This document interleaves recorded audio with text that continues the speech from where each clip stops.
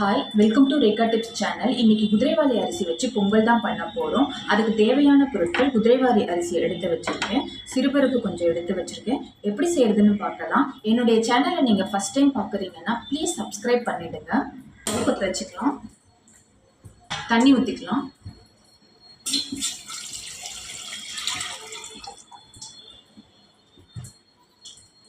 குதிரைவாலி அரிசியை நல்லா வாஷ் பண்ணி எடுத்திருக்கேன். இதை நம்ம இதில் சேர்த்துக்கலாம்.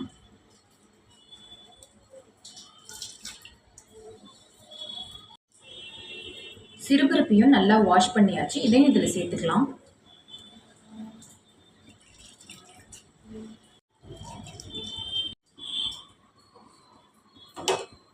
சிறுபருப்பும் குதிரைவாலி அரிசியும் நல்லா வேகணும்.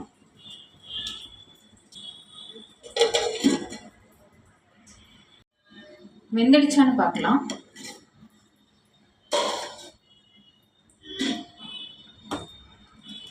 இன்னும் கொஞ்சம் வேகணும். இந்த ஸ்டேஜில் நம்ம இதில் உப்பு சேர்த்துக்கலாம்.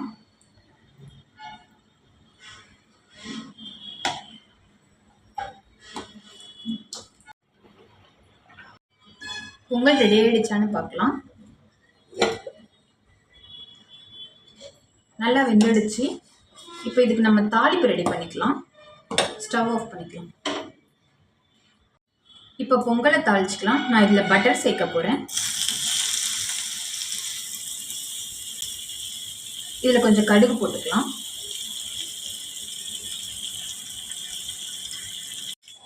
மிளகு சீரகத்தை இதில் சேர்த்துக்கலாம். கருவேப்பிலையும் சேர்த்துக்கலாம். ஸ்டவ் ஆஃப் பண்ணிக்கலாம்.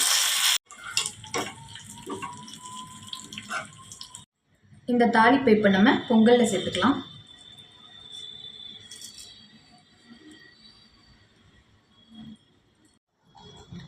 பொங்கலுக்கு காம்பினேஷனாக நான் இன்றைக்கி வேர்க்கடலை சட்னி தான் பண்ண போகிறேன். அதுக்கு தேவையானது வேர்க்கடலை, காஞ்ச மிளகாய் எடுத்து வச்சுருக்கேன். தேவையான அளவு தேங்காய் எடுத்து வச்சுருக்கேன். இப்போ வேர்க்கடலை, காஞ்ச மிளகாய், தேங்காய் இது மூணையும் கொஞ்சம் உப்பு சேர்த்து நம்ம அரைச்சிக்கலாம். நல்லா அரைச்சிட்டோம். இப்போ இதுக்கு நம்ம தாளிப்பு ரெடி பண்ணலாம். கொஞ்சம் ஆயில் ஊற்றிக்கலாம். எண்ணெய் காஞ்சதும் இதில் கடுகு போட்டுக்கலாம்.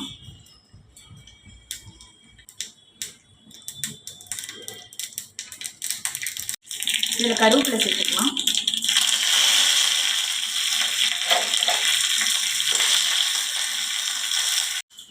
இந்த தாளிப்பை சட்னியில் சேர்த்துக்கலாம்.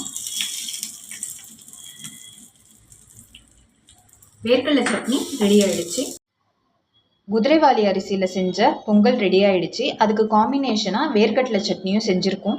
இது ரொம்ப டேஸ்டியாக இருக்கும். ட்ரை பண்ணி பாருங்கள். மறக்காமல் ரேகா டிப்ஸ் யூடியூப் சேனலை சப்ஸ்கிரைப் பண்ணிவிடுங்க. பாய்.